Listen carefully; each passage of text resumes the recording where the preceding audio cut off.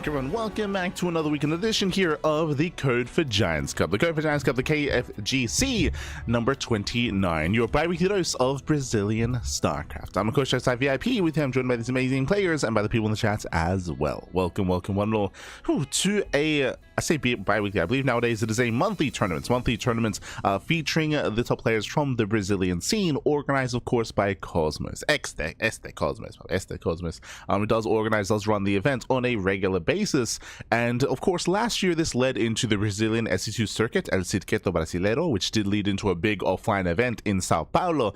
This time I believe there's no offline event planned, but you know, again, they were able to pull that off last year. We'll see if they can do that again and crowdfund for something like that in later years, whether it's this year or next year as well.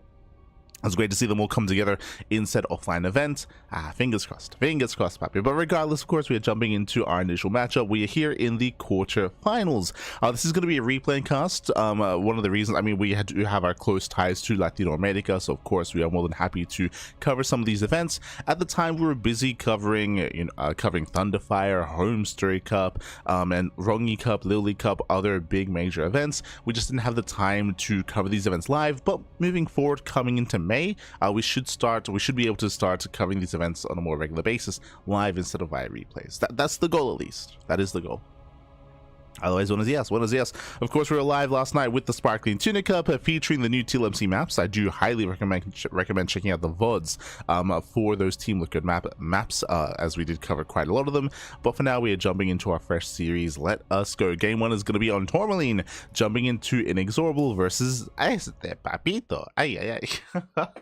Fun fact, I'm actually not familiar with this player. Papi is a Polish Protoss player, but Papito, for the first time. Let's go. Let us go. This morning in the bottom left-hand corner of Tourmaline, we have the Brazilian Terran player. We have the blue Terran representing Insane Master Killers. It is INexorable. And spawning in the top right-hand corner, we have the red Terran player, the Brazilian Terran representing Host Masters or Host Gaming. It is Papito. Hi, Papito. Let's go. As here we go, we're jumping into our TVT, and we're jumping into Tourmaline. Tourmaline is one of the smaller maps of the map pool. Smaller map, shorter rush distance by ground. Aggression is favored when it comes to Tourmaline, and we'll see how our players will approach this. For the time being, though, we are going to be opening up in a standard fashion. There is no proxies, there are no Raxes out across the map. So far, so good. We're calming down, Pat. We're calming down.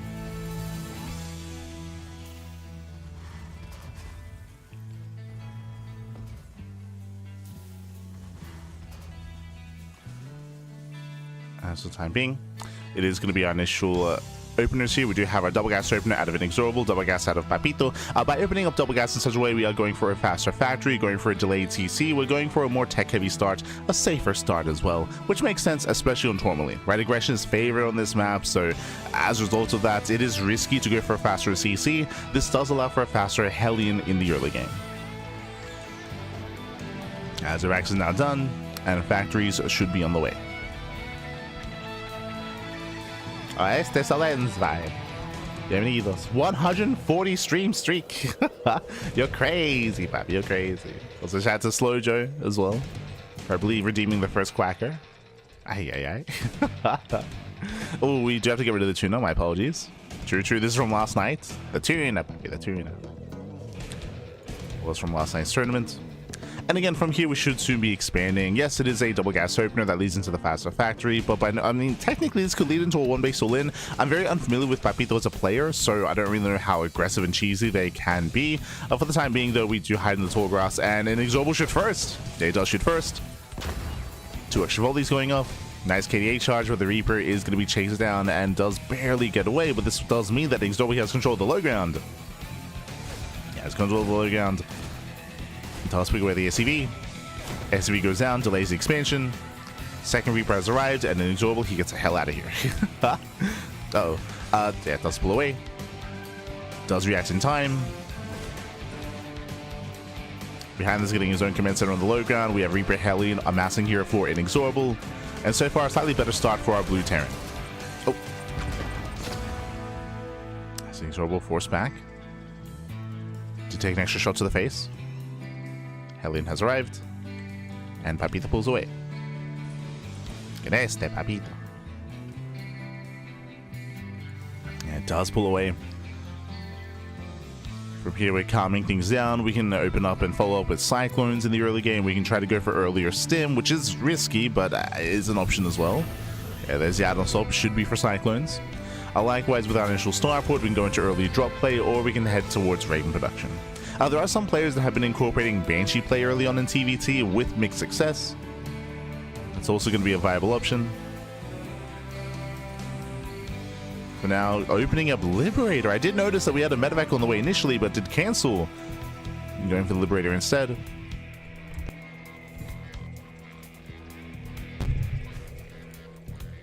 We'll see how he does incorporate, whether it's to harass or whether he does push with the main army. As he will have a little bit of extra DPS compared to his opponents. INexorable just going for a standard medevac follow-up and even going for the earlier tank. Okay, skipping the Cyclone. This is a little bit risky here from INexorable. It is safer to open up Cyclone, as of course it shoots up. It can zone away units early on. So a bit of a risk for our blue Terran. Holding out in the center of the map. Liberator has arrived, is moving out to harass. And here comes that early tank drop. Here comes INexorable. He's being hyper aggressive. With this, his goal here should be to break that natural. Again, there are going to be 2 Cyclones to defend, and depending on the lock-ons, Papito might be able to hold on, especially if he's able to engage ahead of time. INexorable making his way towards the main. Papito does push out and runs into the army. Not bad. Yeah, lock-ons on the Hellions. Hellions, ooh, one of them does fall. INexorable has to race back home, and back at home he has no bunker to defend. He has 1 Cyclone, no defensive tanks. Yeah, INexorable, he's in trouble. He's in trouble here. Try to hold on. Locking is broken, but again, he's up against 2 Cyclones. Boys are being pulled at the same time, drops into the main. Ow, there's a defensive tank. Oof, yeah, there is a defensive tank. INexorable is being cleaned up, Cyclones are overwhelmed, and INexorable, he has nothing to defend. We spoke about this, it was a big risk, a big gamble dropping across the map, and now he is exposed. He's exposed, he's vulnerable. 13 SCV kills, lose control of the natural. And Papito, he should not kill, but doing a lot of damage here to the natural CC. There we go. Does hit the mineral line, denies mining, killing more SCVs. INexorable, he has 1 Cyclone on the way, he has some Marines. This is still not going to be an easy defense here for INexorable. Base is getting low. No shot, can he kill? No shot, there we go. Yeah, boys are being pulled to repair. Marines, they start to step in. Oof. Yeah, still some brutal trades. Oh, the auto turret helping out. The turret, oh my god, almost gets a Cyclone. And INexorable, he's behind. He's down 10 workers. Economy is crippled. Behind this, Papito has to calm down, pulls away, saves the Raven. And again, it was just such a big risk for INexorable to drop across the map, and he was vulnerable. He was vulnerable, he was exposed. He got punished for it.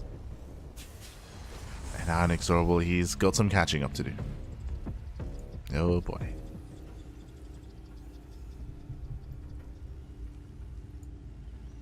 He's got some catching up to do here. And going for another double drop.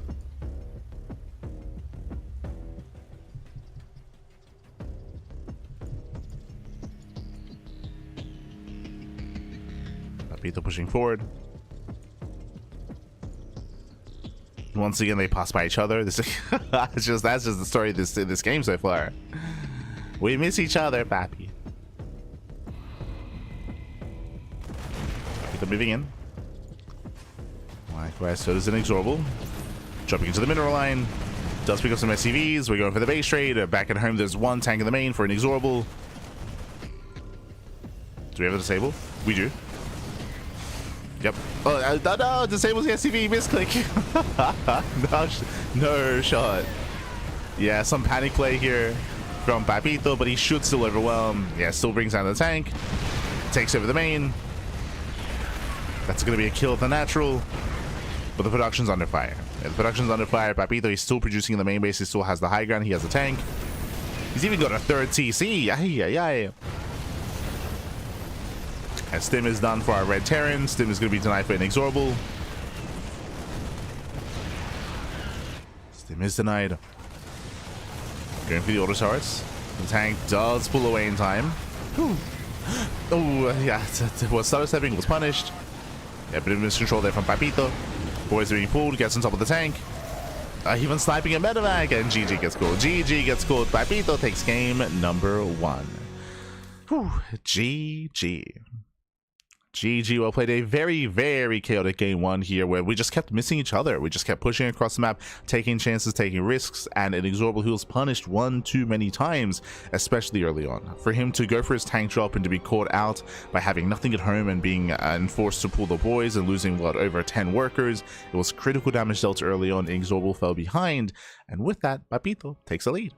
Does take a lead here. Again, it was a very aggressive game here. We didn't really get to settle into a proper economy and a proper back and forth, but so far a strong start. And we'll see if our blue Terran can bounce back. As spawning in the top left-hand corner of Winter Madness, we have the Brazilian Terran player. We have the blue Terran representing insane master killers. Down in the series, it is INexorable.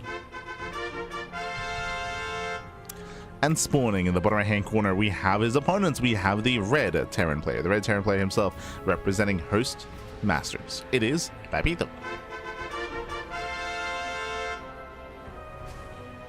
Here we go. So delving into game number 2, and again, Papito does take a lead in the series. Does take a lead.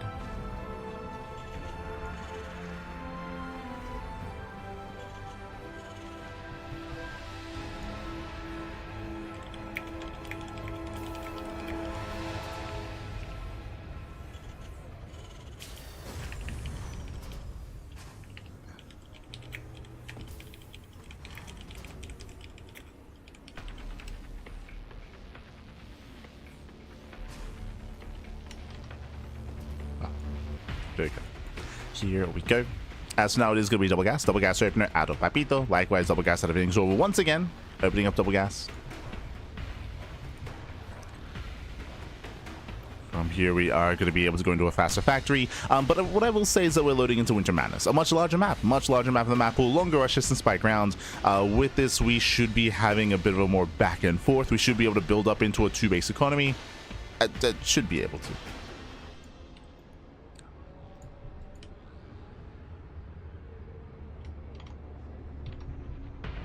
Now we are calming down. I would imagine after the first game that INexorable is going to be taking a much more defensive approach, or he's going to be more, I'd say defensive, really just more standard. Just calm down, build up on his 2 bases, and not be anywhere near as aggressive and as active. I would hope that that's the case.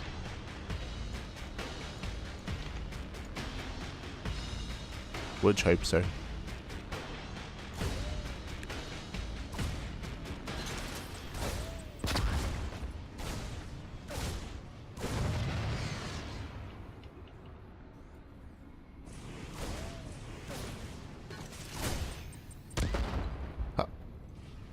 That's why Papito picks in.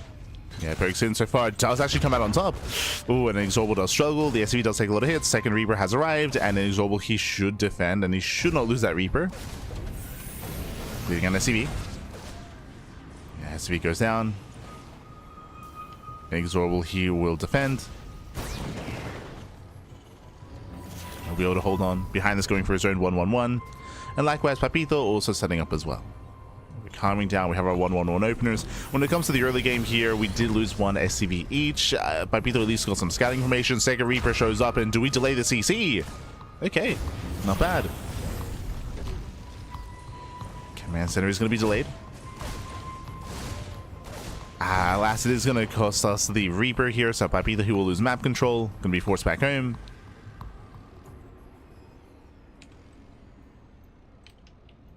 So actually to go for his own Hellion production behind this. Interesting. So we're committing into additional Hellions, and INexorable across the map is going for his own Cyclone production instead. Building up his Cyclones. Cyclones, they do scale better in towards the mid game. Hellions less so.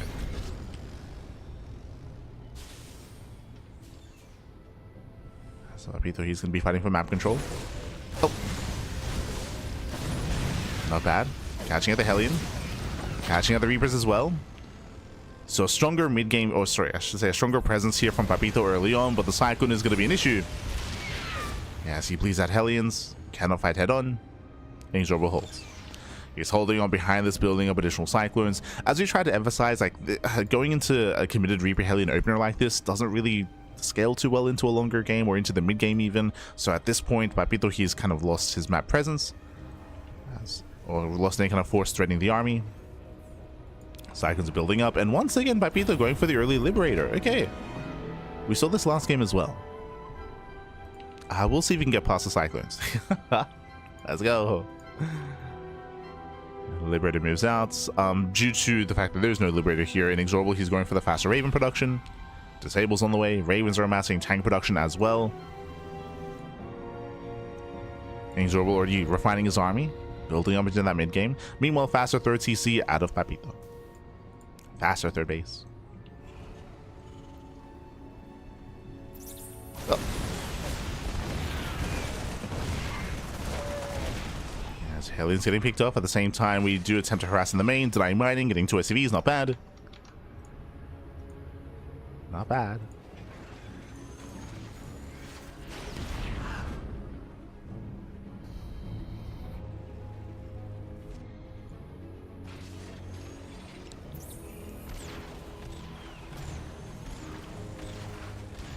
The Logan's crazy.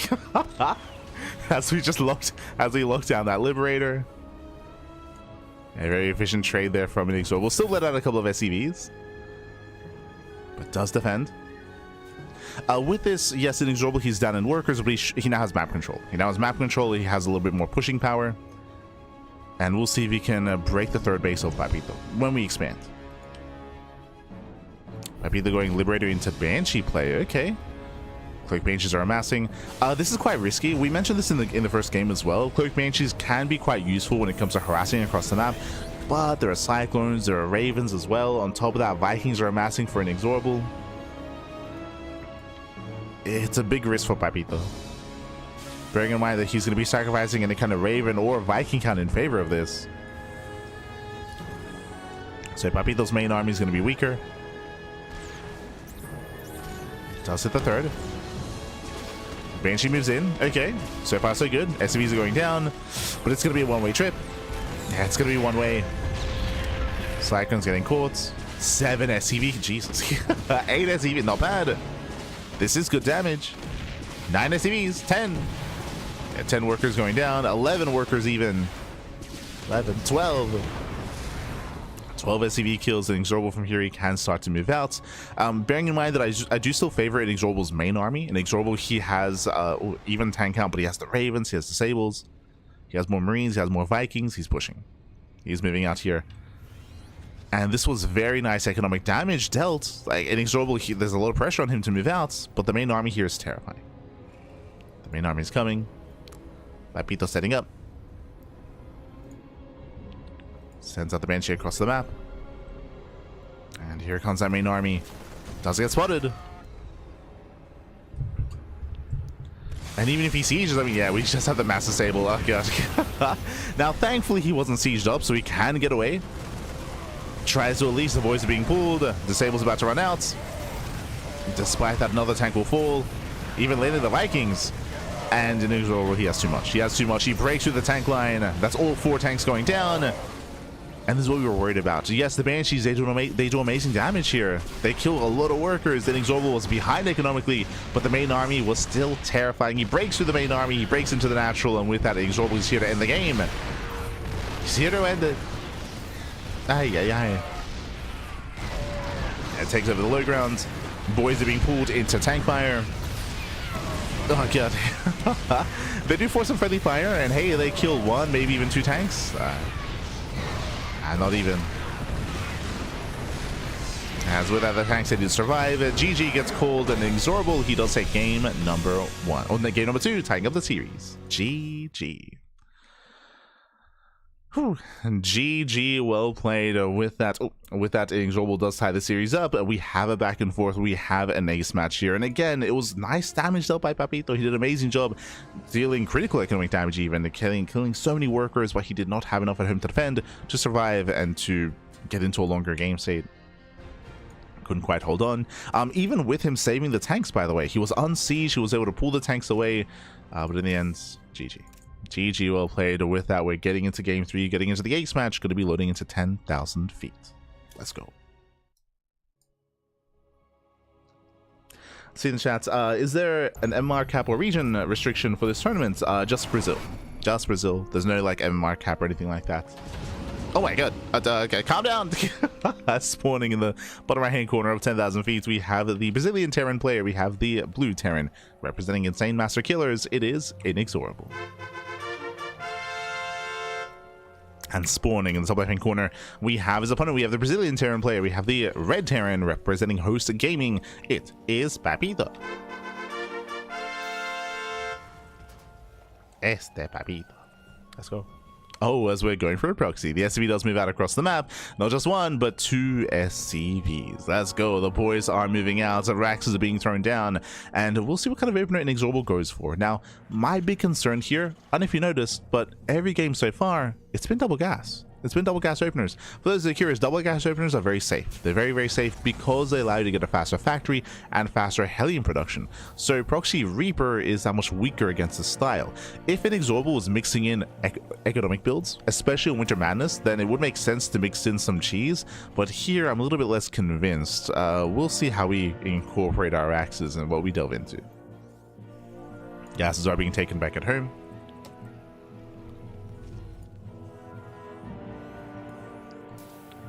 Our axes are almost done. And Papito, he can soon move out. And INexorable goes for the SCV scouts. It is not uncommon to skip your SCV scout, but INexorable is being safe. Oh, hello. This is not 2-Rax Reaper. This is going to be 2-Rax into early Tech Lab. With this, we can go into early Concussive Shell, into Marauders. Eyes are on Papito. You have my attention. Okay. Okay. Papito. As Marauders are amassing. Now, this can work against a faster factory base opener. Hellions do struggle against this. INexorable, of course, he's scouting. My apologies. He does confirm the gases. He does see the lack of racks, and he throws down a safety bunker. Good reaction. Good reaction. Good scouting. Again, INexorable doesn't know. He doesn't really know what's going on, but he's playing very safe. Even getting a bunker at the Reaper Cliff. This tells us that he is scared of 2-Rax Reaper. So bunker at both entrances. We know, of course, that we only really need one. But INexorable can salvage. And there we go. He does now spot. Now is where the Marauder. He can cancel. It does let it finish. Yeah, it does let it finish. Spots additional Marauders. There's the salvage.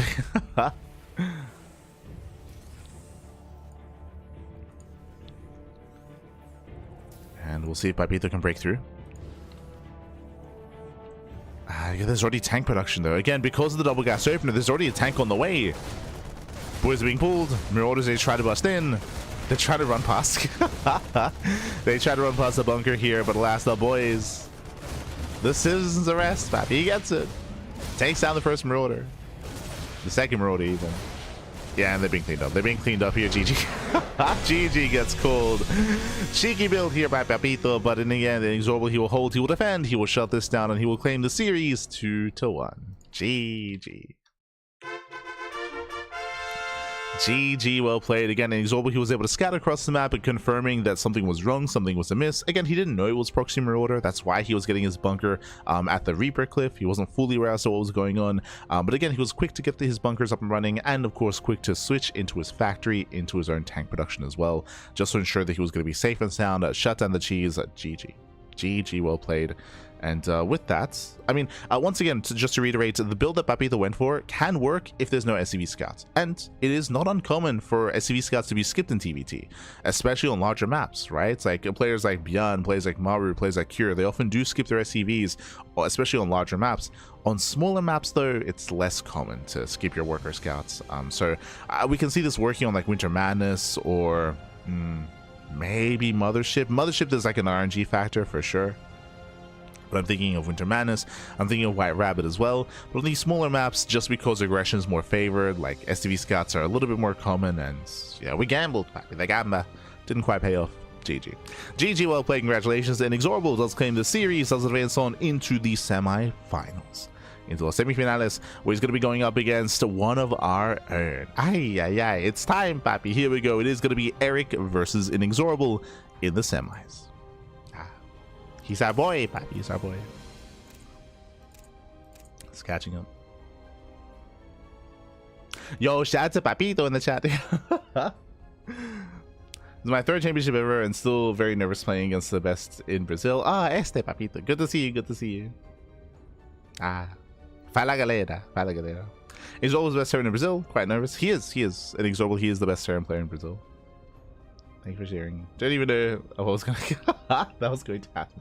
All good, all good. GG, papi. GG, well played. What I will say is that, again, to go to the ace match against INexorable is very impressive. Very, very impressive. As you said it yourself, INexorable, he is the best. Like, when we think of the best players in Brazil, we think of INexorable, we think of Erik, we think of MasTeR, right? Alongside them, you know, Kamikaze has been improving quite heavily over time. Diego Kellezer, he plays in European tournaments every now and then, like shows up for a home story cup, for example, so he's always like an X factor, but he doesn't play in the Brazilian regional events. He doesn't play. But yeah, INexorable, he is a titan to bring down. I will give the caveat though that I do recognize that Kamikaze has been improving. Like, I'm shocked to see, but I will be going into some of those tournaments later. But in Amantes de StarCraft and some of these other tournaments, like, Kamikaze has been even outperforming INexorable, but I haven't seen the games, so I don't know what's been happening. TVT can be very chaotic. Can be very, very chaotic. But regardless, again, INexorable, he does advance on. Shout out to Papito for competing, of course. And we're jumping into our fresh series, best of 3 here between INexorable and Erik. Let's go. Let us go. Papito. As spawning in the top right-hand corner of Tourmaline, we have the Brazilian Terran player. We have the blue Terran representing Insane Master Killers. It is INexorable. And spawning in the right-hand corner, we have his opponents. We have one of our own. He's our boy, papi. What does he stand for? He stands for endurance, righteousness, intellect, and kangaroo. The F in his name stands for fear. For the CranKy Ducklings, it is Erik. El patito, papi, el patito. But here we go again. He is one of our own. Much love to Erik, of course. As Erik, he did take some time off, especially post Circuito Brasileiro. He did take some time off, and he did take a break from the game. He only recently did return to competing in StarCraft 2. So he is here, he is back, and I'm excited to see kind of what form he is looking at the moment, as I know that Erik is still shaking off all that rust. We'll see. We shall see. So now we're going to be settling in. Again, Erik, he does often come up with his own builds, comes up with his own styles, and Erik can be a very, very unique player in his own right. For now, going for his own hatch gas pool. Standard opener so far out of Erik, and we'll see how he does follow up. At the same time, INexorable can be quite diverse in his own TVZ. When it comes to bio play, when it comes to mech play, he can mix it up at times, and we'll see how he approaches Erik, especially on Tourmaline. Welcome to Tourmaline. Tourmaline is a smaller map of the map pool, shorter rush distance by ground, but has a very open 3rd and 4th location and area in between the bases as well. Because of this, we do favor Zerg players in the mid game of TVZ, just because of how open it is and how difficult it is for Terran players to move out across the map. But before that, because of that shorter rush distance, we could see some earlier timing attacks from the Terran players to try to end the game a little bit earlier before the Zerg player gets up to proper 3-base saturation. We'll see. So now, Erik going for a very fast 3rd hatchery here. Okay. Does go for the 3rd. Now, to afford this fast 3rd base, it does mean that Erik is skipping out on a queen. We have 1 queen here in production at the natural, no queen in the main. So it's going to be a late 2nd queen for Erik, bear that in mind. Oh, and it looks like he might be skipping link speed. Okay, so we're skipping link speed, we're going for a 2nd gas geyser here, and it looks like a roach rush. My assumption would be roaches. Technically, this could lead into an early lair. They're speaking of, yep. Now we see why he's content to skip his 2nd queen, because the 2nd queen wouldn't allow you to actually make the lair in time. So it is going to be 2-base lair out of Erik. This can lead into 2-base Muta, it can lead into a 2-base Link Queen Nidasoul Lin, it can lead into 2-base Hydra, or even 2-base Swarm Host. I bring up 2-base Swarm Host just because Erik, he does actually mix that in from time to time. Currently he's on 2 gases, and we'll see if he goes what tech he goes for. Hydrogen, Spire, or Infestation Pit. 3-bit of Scout, big scout hit by INexorable. Does scout, does confirm, and does get eyes on the lair. This is what, like a 230 layer timing? It was crazy. Back at home, INexorable going for a third CC before starport. Economic build out of our Terran player. Layer is almost done. Link speed is being researched. Now, the fact that we're seeing link speed here leans a little bit more towards potentially mutaplay, as you would often skip it in other instances. Yep, there it is, mutaplay. So 2 base muta here for Erik. I mean, again, a very low drone count. He's still saturating. Bearing in mind that just because we saw the fast layer doesn't confirm that it's going to be mutaplay, so it's still an INexorable to confirm. Especially from Erik, like he is known to mix things up. We're getting a safety bunker here on the low ground. Yeah, safety bunker. INexorable playing it safe. Overseer doesn't quite get eyes on the tech. Not quite. It is going to be a cancel though, going to vanilla Banshees.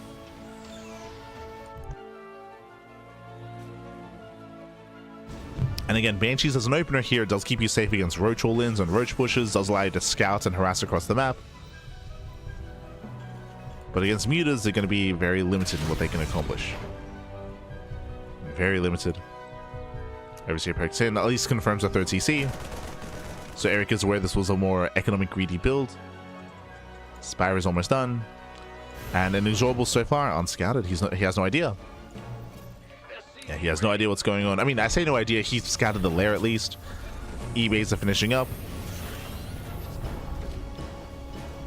So he could throw down turrets if he was somewhat aware of what was happening.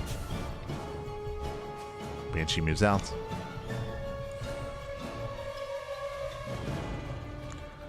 And the mutas are on the way. Now, when it comes to these mutalists, the goal should be to contain the Terran player, to pick away at the economy, and to pick away at the army, to keep the Terran player on 2 bases for as long as possible. And I'm concerned for INexorable. Banshees moving in. Mutas are revealed, and there's no cloak. Yeah, there's no cloak. The Banshee's going to be completely shut down. Yeah, no damage, no value here. The Banshee does fall, but at least does scout. Does scout ahead of time. There is no second Banshee. INexorable, he has time to throw down his turrets. So turret in the production and turret in the mineral lines. Oh, the third is exposed. And he's got to evacuate.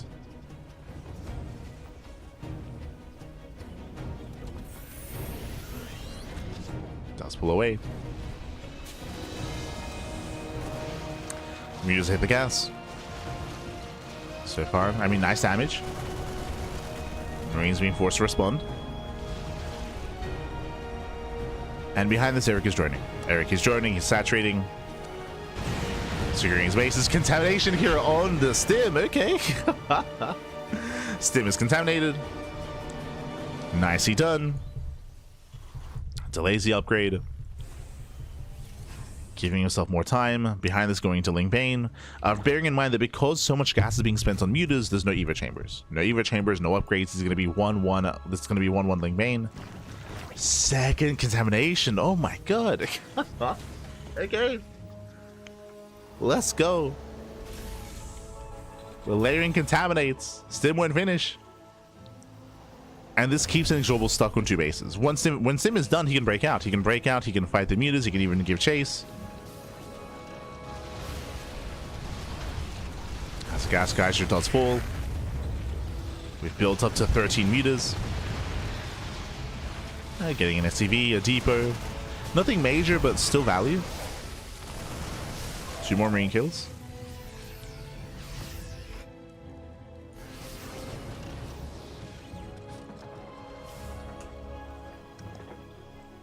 Two more Marines. INexorable just wants to push. Stim will finally finish. And can he end the game? Can he end the game with this move out? As he moves out, Erik moves in. There is a turret. Yeah, turret is ready. And we're just going for the base trade. Okay. We're just going for the base trade. Erik, he does hit the third. INexorable about to push in towards the natural. Bailings are on the way. No bailing speed. Is he looking? Oh no! Oh my god. Bailings are going to be denied. Massive tank shots. Tank shots going off. Bailing nest under fire. Erik, he takes over the third base, but he cannot push into the natural. And we're just waiting. No bailing speed. Yeah, no bailing speed. Bailings are going to be denied. upgrades as well. And Erik races back home. He's racing back home. Now, with his mutas and with his Ling Bane, he can collapse on this army. A second army's moving out. Lings this around the first tank. There's one tank left. One tank remaining. We're moving in. Oof. Yeah, down to 0 tanks. And with that, Erik is holding. Second army has arrived, but it's too late. It's too little too late. Only a handful of Marines. INexorable doesn't have enough. No. Yeah, we even save the Banelings as well. We don't waste them. Drop into the main. Mutas are somewhat keeping up. Ooh. Trading though, losing 1, 2, 3 Mutalisks. 4 mutas going down. A messy fight here for Erik. We're getting messy, but it's fine. Erik is still trading well. Still trading. The splits, Pappy. Behind this, Erik is holding. He rebuilt his Baneliness. Baneling speed is also being restarted. And remember, INexorable, he's stuck on 2 bases. He's stuck on 2 bases. He lost his third. Oh.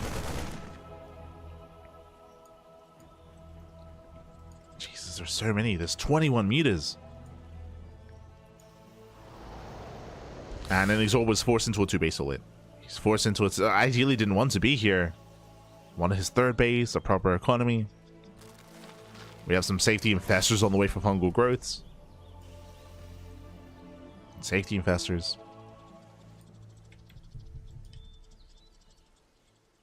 And Erik, he can just pick away at the army. Ideally doesn't fight head on, but he can always rotate around, catch reinforcements, go for the backstab, delay the push, force stims.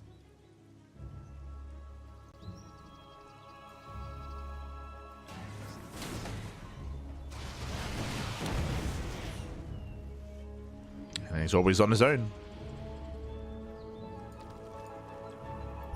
And this time Erik has Baneling speed. And remember, this is the 4th base. Erik, he doesn't have to hold on to this. He's going for the dive. Takes down the tank. Yeah, tank volley doesn't go up. Fungus coming in. Ooh, grazing the army. Yeah, it does graze. And he's always trapped. Yeah, he's trapped. He's forced to fight. Ooh, gonna be shut down. There's just too many mutas, too much Ling Bane. And with that, GG gets called. Erik, he will take game number 1. Ooh, GG. GG, well played. With that, Erik, he does take a lead in the series, winding it back. It was a very cheeky build, going 2-base muta, and remember, INexorable didn't know what was going on. He scouted the lair, but as we try to emphasize, the lair doesn't mean muta play. It means that it's an option for mutas, but it could be, again, 2-base roaches, which I would say that Erik would have been in a better position against, especially with a Banshee-based opener. But it could have been Roaches, could have been 2-base Hydra, which has been a trendy build. If you've been watching Shin and Solar, the Korean Zerg players, Rogue as well, they have been very fond of 2-base Hydra as of late in the recent meta, so that's also going to be an option as well. INexorable didn't confirm. He didn't confirm what was going on, took a bit of a risk, took a gamble, in the end was punished. GG. GG, well played. With that, we're now going to be loading the game at number 2, going to be loading into Winter Madness. Let's go. Let us go. Getting into that second game, and we'll see how our players vary things up. We shall see. Spawning in the bottom left hand corner of White Rabbits, we have the red Terran player. We have the Brazilian Terran representing Insane MasTeR Killers. It is INexorable. And spawning in the top right hand corner, we have his opponents. We have the red Zerg player. We have the Brazilian Zerg representing. Oh, he's one of our own, papi. He's on patito. Representing the CranKy Ducklings, it is Erik.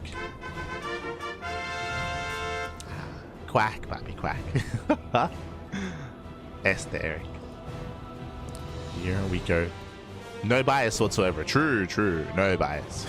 But again, as I mentioned before, like Erik, he has been very out of practice, and only recently did return to the game after like a 4-month hiatus. 4 or 5 months. So it did take a break. And again, is not the most orthodox of players. As we saw last game, he rushed into the lair, rushed into the mutas, rushed into the spire. This time a hatch gas pool. If you recall, last game he did choose to skip his second queen and went for a faster hatchery, faster third base. Then he delayed at link speed going into the lair. This time, show us what you got. He does prioritize the gas. Usually you don't pull in like that. Usually you slowly saturate your gas with your reinforcing drones. But here Erik did prioritize. I'm leaning more towards lair tech once again. Doesn't have to be the same build, but it could be the same opener. We'll see. We'll keep an eye out for a faster third base. Standard opener out of INexorable. Okay, Erik doesn't take a faster third. Hatch gas pull, 2 queens, no faster lair. But Erik, he's banking gas. Never mind. He's banking up a lot of gas here. Link speed is on the way, but he stays in gas. Okay, he does stay in. He's getting both queens, so it's not going to be a fast lair. So he's not going for a lair rush, nowhere near as quickly, but this can lead into a roach hole in or a bane bust. As we have a lot of gas.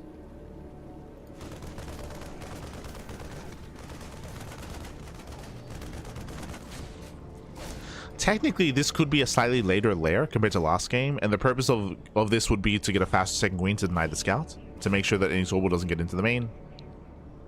But again, that is still a lot of gas. There it is. So again, it's going to be a later lair. This is a 2:43 lair timing. Last game is around 2:30. So there's a slightly later lair, but has the advantage of an extra queen, which means it is harder to scout. So it's got his 2 queens. Reaver goes in. Again, second queen does zone. Gas is still being mined. So technically this is a slightly different variation to last game, but I believe the end goal should be the same here, which is Spire and meter play. The other difference, of course, is that link speed is faster than last game as well. True, it is faster link speed, and we do have a link flood coming out. Behind this, Hellions are on the way. Bunker is thrown down. Can we get on top of the Marine? Okay, there's that link speed. Marine does defend the main, but mining is being denied, and we're just keeping. Jesus, 16 links are on the way. He's not subbing. Erik cutting workers very early on, just going for the link flood, rushing across the map. Hellions are now out, and Hellions should defend. They should not get surrounded. Oh no! No, no! He doesn't extend. Link taking for the surround. Nice movement. Very nice movement out of INexorable. Very nice defense. Cleans up all the Zerglings. Yeah, he defends well. Oh god, I spoke too soon. As he fights with the SCV, 7 workers going down, brutal damage. That's a kill, not a cancel. And behind this, Erik, he's going for the lair. Going for the lair, going for the Spire. Spire is on the way. The queens have waddled across the map? Wait, what? I mean, true, because of the fast lair, he can transfuse. Oh my god. Okay. Remember, you need the lair to spread creep like this, so the Overlord has arrived, creep is being spread. He can transfuse, he has a standing army against the Hellions. There's the first transfuse. But the tank fire is a little bit too much. Yeah, the tanks they punish. We have currently 1 more transfuse available. Getting behind the mineral line. Tank is repositioning. I believe the tank is within range. Yep. Tank is barely within range here. Do we let 1 more transfuse? Uno más. Barely. And INexorable will hold. He will hold, he will clean this up. This had potential, of course, but the tank fire was just a little bit too much. Lings, they try to force friendly fire. And this is very messy. Very, very messy here. Was this worth it? Losing 46 Lings, 2 Queens, and an Overlord. This was a lot of economic, a lot of losses, I should say. A big investment. Yeah, big investment here. And INexorable, he defends. He does have that bit of economy. Ahead in workers plus mules. Third CC as well. INexorable, he is miles ahead, at least economically here. The mutas have a lot of work to do. They've got a lot of work to do. I would say that this opener was not worth it for Erik.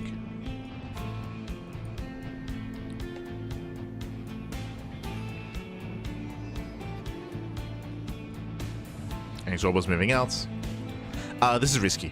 This is very risky for INexorable, as Erik is not droning. Terry gets spotted. Erik turns around.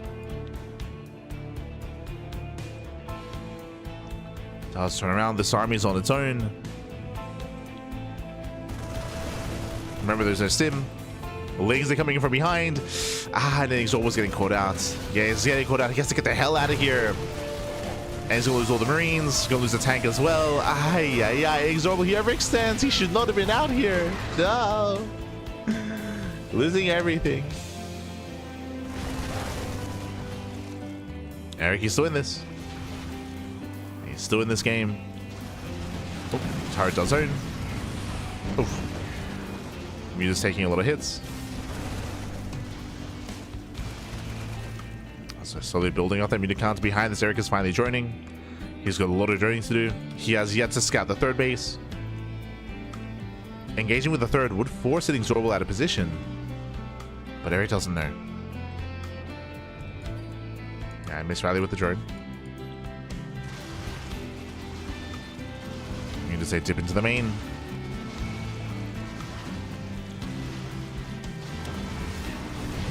Ooh, Vikings will punish. As they go, one Muta kill. One Muta goes down. INexorable, he is slowly saturating this base. Again, Erik, he's just not aware of the third. Otherwise, he could have punished this. I still do favor INexorable in a head-on fight. As yes, him. Despite that, bleeds out 3 Marines. And a Viking. Both Vikings even. Okay. Both Vikings go down. Mutas have to pull away. I was trying to go for the upgrade. One Muta does fall. Well, will deny combat shields. Jesus. He denies the upgrade. INexorable doesn't care. He's just committing across the map. He's just going for the A move. He rallies. He's rallying across. Back at home, we have some Ling Bane. No Baneling speed. Bear that in mind. But Erik, he knows. He does recognize, hold up, the army's missing. The army's missing. The army's not here. Building up more Ling Bane. Mutas, they have to race back home. They do find more damage. Ooh, nice target firing. Yeah, nice target firing on the Banelings. Marines, they pop off. Banelings go down. And I don't know if this can be dealt with. Like, man with gun is pretty good. And without Banelings, we can just stim in. And we can stim and we can win. The Mutas are racing back. That will help. It's going to be close. Diving on the Marines. And Erik, he defends. Yeah, Erik, he does clean up here. Every Marine will go down. Whew, and Erik, he doesn't lose any drones. He saves his economy. The mineral land is safe. No shot. 0 economic damage. The army got into the natural, but no damage was dealt. INexorable's in trouble. Lings, they counterattack. They do hit the third.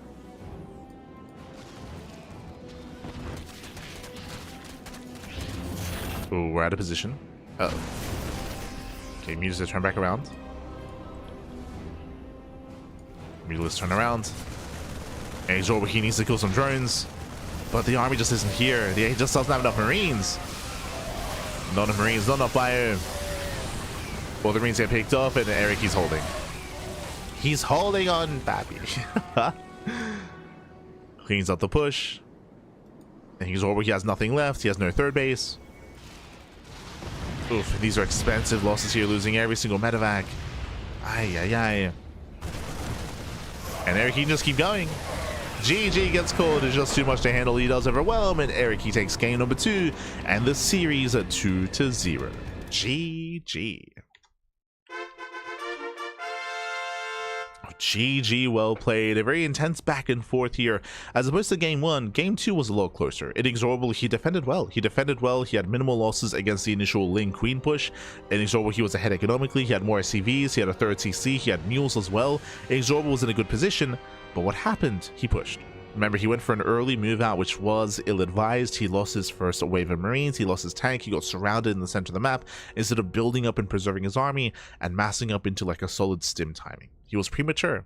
INexorable, he was just premature. He just got a little bit too excited. He got punished early on. He lost his army lead, and the Mutas, they did pay for themselves. They paid for themselves. They kind of forced the all-in out of his opponent, out of INexorable.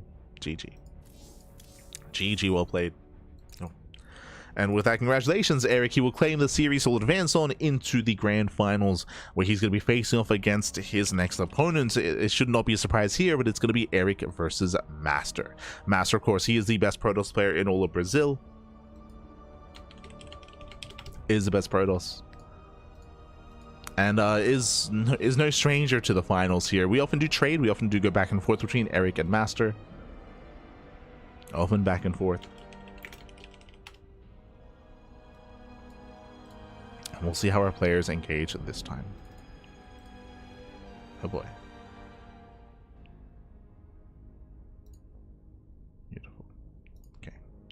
So just setting up our players, setting up our matches. We're going to be jumping into game one. Game one is going to be on Winter Madness. Let's go. Again, Erik versus MasTeR. Often when we do have our finals here, when we do have our events like Code for Giants Cup, it's a mixture of Erik and MasTeR and INexorable. I mentioned earlier that CranKy has been breaking that mold a little bit as of late. That is true. Likewise, you have other top players like Dorminoko, for example. Sometimes Shaq T shows up. Sometimes. But here we go. Here we go. Spawning in the top left-hand corner of Winter Madness, we have the the Brazilian Zerg player, the Blue Zerg, representing the CranKy Ducklings. He's one of our own, papi. Uno de los patitos. It is Erik. And spawning in the bottom right-hand corner, we have his opponent. We have the red Protoss player, the red Protoss player himself, the Brazilian Protoss, representing Team Hellfire. It is MasTeR.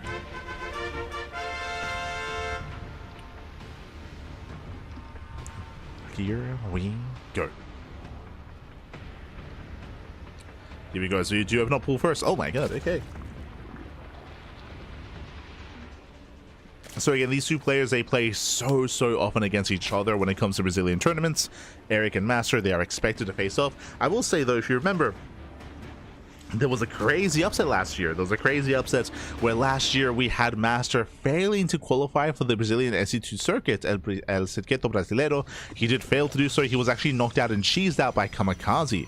CranKy did cheese MasTeR out of the tournament, and he failed to make it to the top 4 to the playoffs, which was crazy, by the way. Like, he was even favored to win the entire tournament. But MasTeR did not make it through.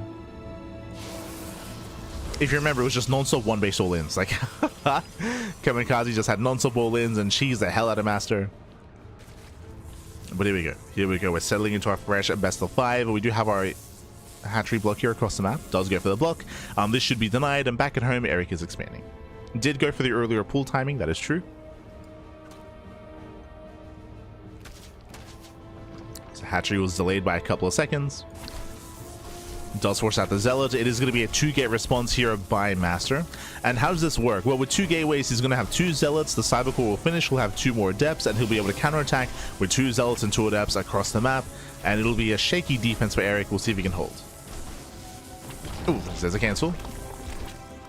Throws down the Evo. Lings are waddling in. Remember that second Zealot is already out. And MasTeR can now expand. He can now expand, but more importantly, he can counterattack. Ooh, as the drone does fall. We're massing up those Adepts. Back at home, due to the opener, bearing in mind that the Queen count is going to be very low. Lower Queen count. Delay link speed.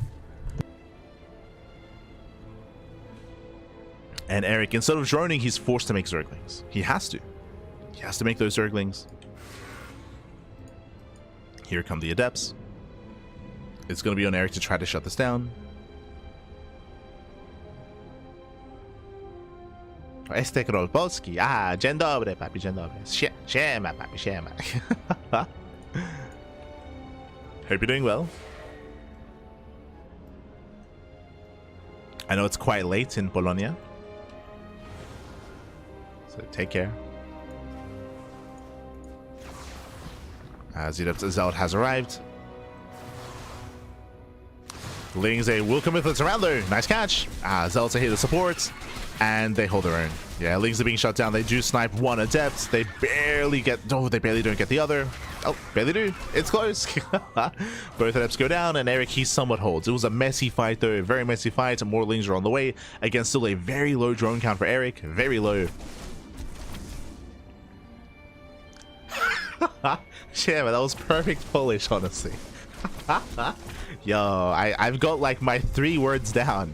That's all I got, papi. That's all I got. That's all I got. I got my Shema. I got my Dziękuję. I got my Dzień dobry. That's it. I'm all tapped out. Hope you're doing well. Hope you're doing well. For now, though, for now we do have Erik poking into the main. Does scout, does confirm the Stargate opener. MasTeR moves out with his Oracle.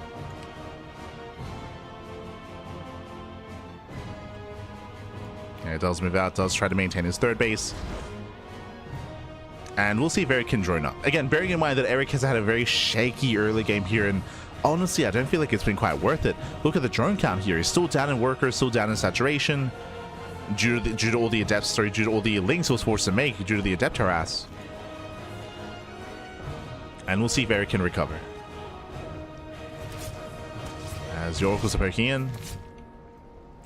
Queens are in position. Nope. Gonna be zoning away.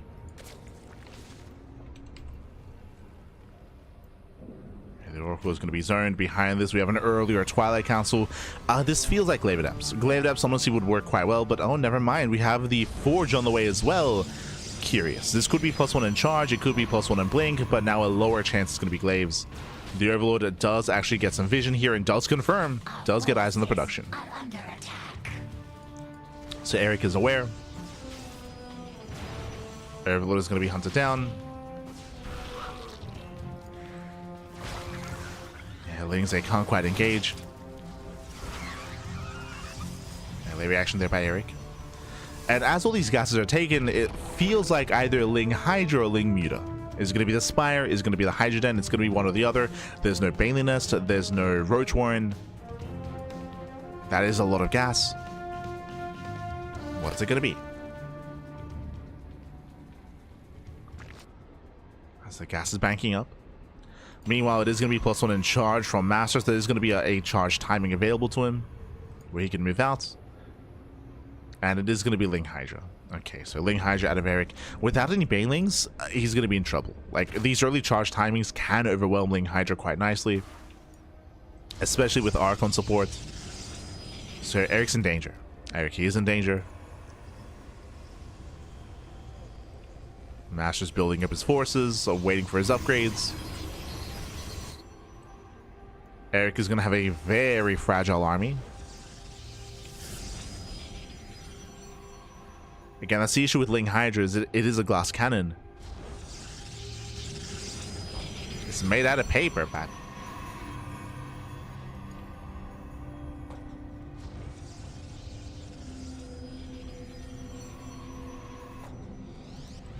Here come the Archons. Now we're waiting for Zealot reinforcements.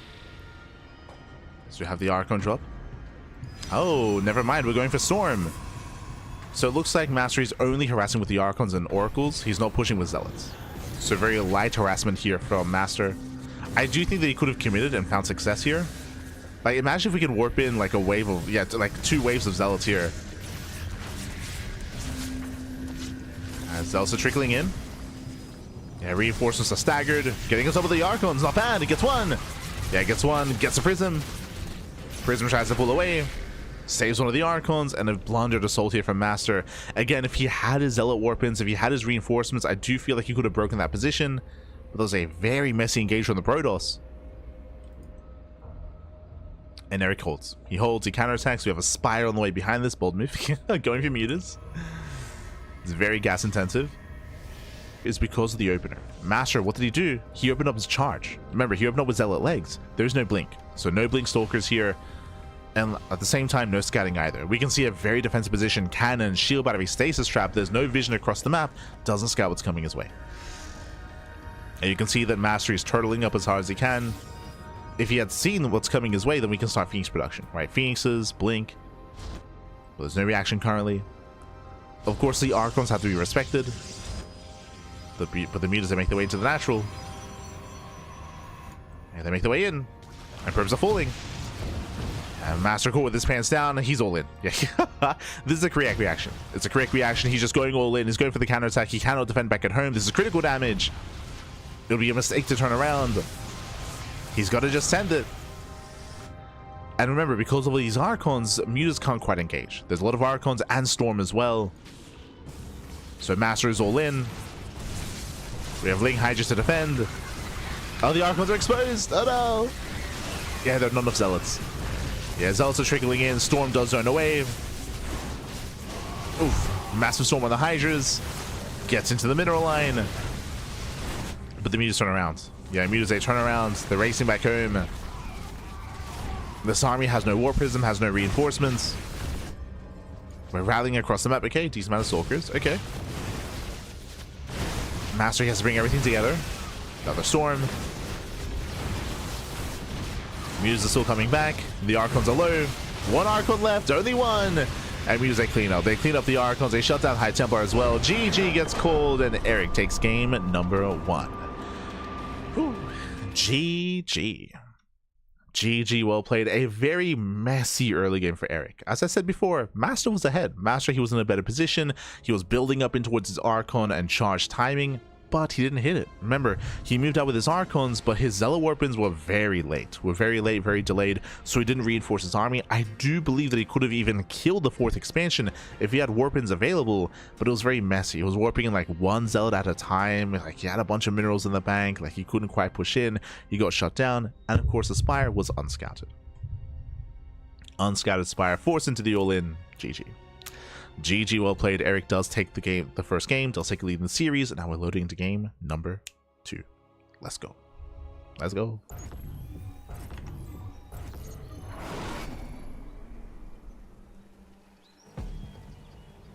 F's in the chat. Oh, did the stream go down? Wait, what?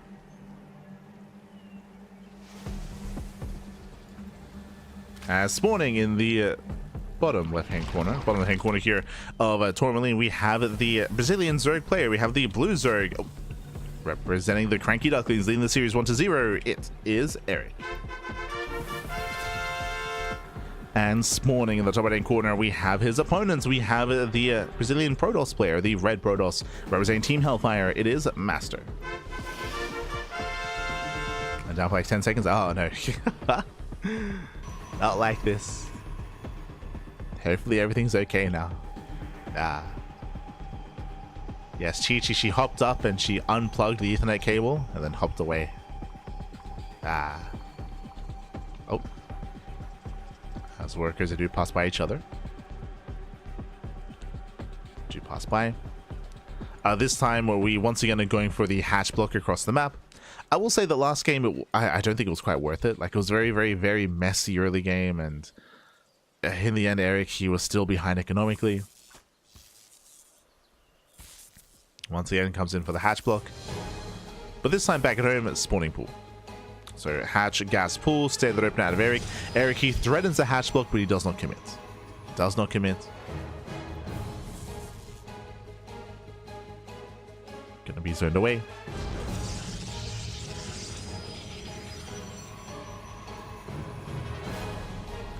And this time we have a much more standard opener for both players. Welcome to Tourmaline. Tourmaline has a very short rush distance by ground, so if you wanted to go for a ground-based all-in, then it would make sense on this map. So eyes are going to be on Erik. Citroen does move in. And we're catching up.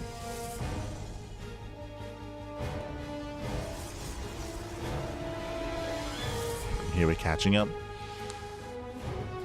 Likewise, pulling away. Is going to be our Stargate open out of MasTeR. Again, just standard play here, Stargate into his third. Meanwhile, Erik going for a delayed hatchery in the main. What is going on? Okay. Does go for the proxy hatch in MasTeR's face. This ideally would prompt the Adept to stay at home, but no, Adept does still move out. Does still move out across the map. Link speed is on the way. Pulling out of gas, somewhat. Still 2 in gas, though. And some decent gas income. We'll see what it's going to be for. Typically, you either pull out completely or you leave 1 in gas. To leave 2 in gas is very intentional. Very intentional. This might be for a faster layer. or for a roach based all in. Or we're leaning towards faster lair. I feel like if it was roaches, there'd be a roach one already. As lings are amassing. Again, the hatchery is buying time. It's distracting the army. We're forcing out batteries in the main. And Erik is droning. Is he going to cancel? Like, he's forcing a reaction. That is true. Erik, he delayed his own third base for this. He lets it finish. Okay. Okay. I'm dying. I'm trying to, in my mind, I'm like, is this worth it? This will die. And behind this, he's saturating. I mean, again, at least he's forcing warp-ins back at home. Like, he is forcing a reaction. But his third base is so late because of this. It's a very late third for Erik. Yeah, lings are on the way. It is going to be roaches. Roaches alongside a lair.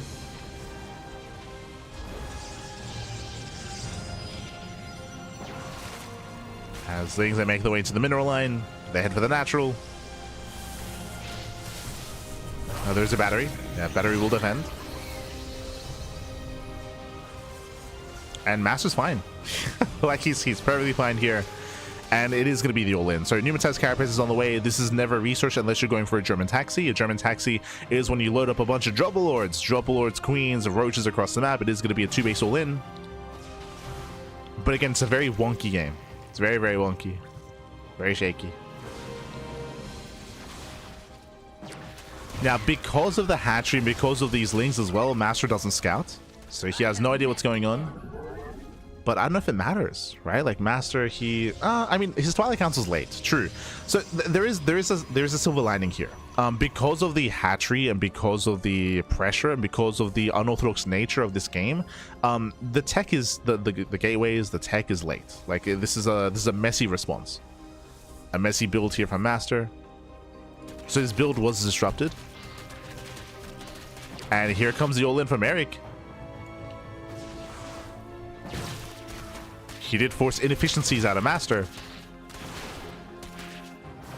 Still takes some hull damage. The drop alerts are coming in. MasTeR with 3 oracles. Can he hold on though? It's a lot of oracles. We have to transfuse. Oh no! Does miss transfuse. Hopping up. Hold micro. Saves the queen. Very clutch control there by Erik. There's the energy overcharge. 1 queen goes down. There's 2 queens left. 2 queens remaining.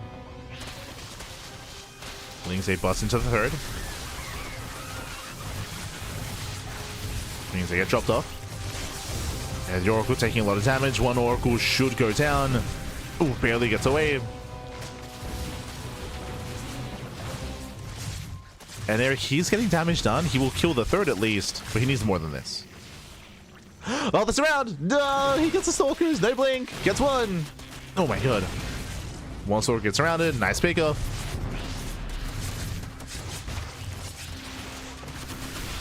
Yeah, very nice pickoff here. Ideally, he wants to do that again. He wants to bait the army out. Third base is full. We're going for the spire behind this. Of course we are.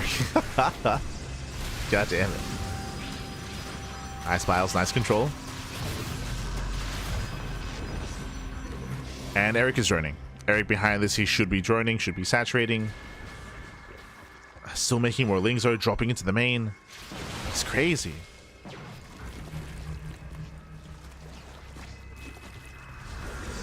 Does try to find some damage. Spreading creep at the third, denying the third base. Nice moves out of Erik. Saving those queens.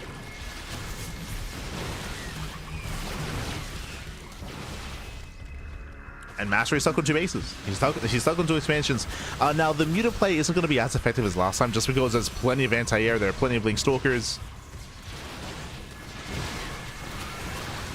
But mutas can contain at least. I would imagine that's the goal, is to just contain the Protoss while Erik takes the 4th base, probes up.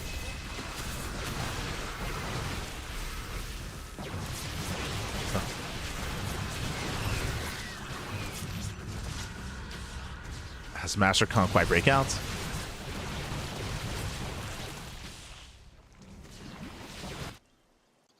Where are those mutas?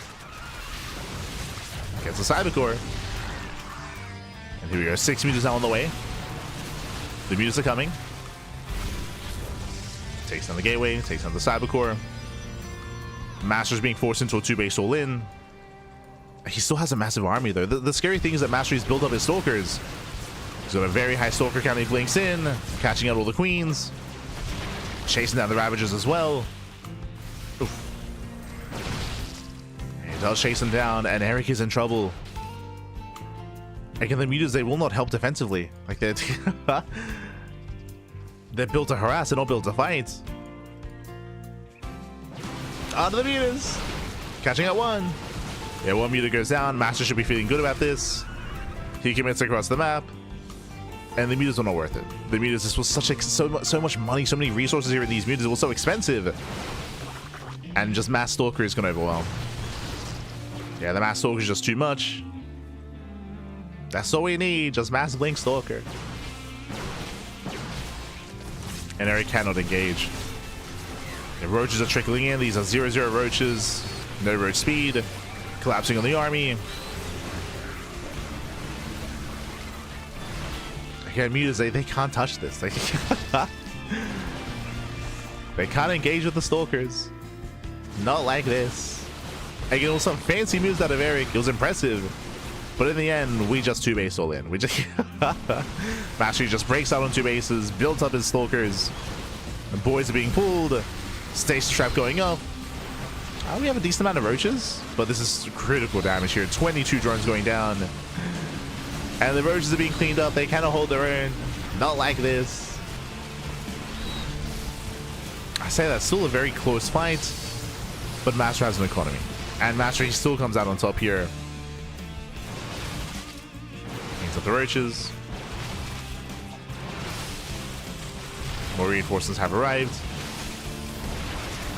Erik, he will barely hold, but here comes the next wave. Oh gosh, there are so many stalkers coming. Here comes the second wave, and we have a series. We have a back and forth. As MasTeR moves in, GG gets called, and MasTeR ties up the series 1-1. GG. GG, well played again. A very chaotic game here, and again, Erik, he was doing well for himself. He was able to break the 3rd expansion, force overreactions as well, build up his 3rd base, build up an economy, but going into the mutas was a rough call to make. It was a rough call to make. In the end, the mutas, they did nothing. They couldn't deal with the main push, and ideally the mutas, they can do harassing damage, but remember, MasTeR, he was already stuck on 2 bases. He was already contained, so what was the purpose of the mutas there? They couldn't really do anything. Couldn't really do anything there. In the end, a more roach-heavy follow-up would have been preferred, just to have some kind of standing army, with Ravagers, with roach speed, with potentially even range upgrades as well. Instead, did gamble going into mutas, and that would have worked well if MasTeR was more passive and more defensive, but MasTeR just went for the 2-base all-in. He went for the push, went for the all-in, and GG, well played. With that, we're tied up 1-1, and we're getting into game number 3. Let's go. Going to be loading into 10,000 feet. 6 mutas in a dream. Ay. He's crazy, man. He's crazy. Spawning in the top left-hand corner of 10,000 feet, we have the blue Zerg player. With the blue Zerg player himself, we have the Brazilian Zerg being forced into a side series. We'll see if he can bring it back and take a lead. It is Erik for the CranKy Ducklings. Yeah. He's our boy, he's our boy. And spawning in the bottom right-hand corner, we have his opponents. We have the red Protoss player, the red Protoss player himself, the Brazilian Protoss representing Team Hellfire. It is MasTeR. Let's go. Let us go.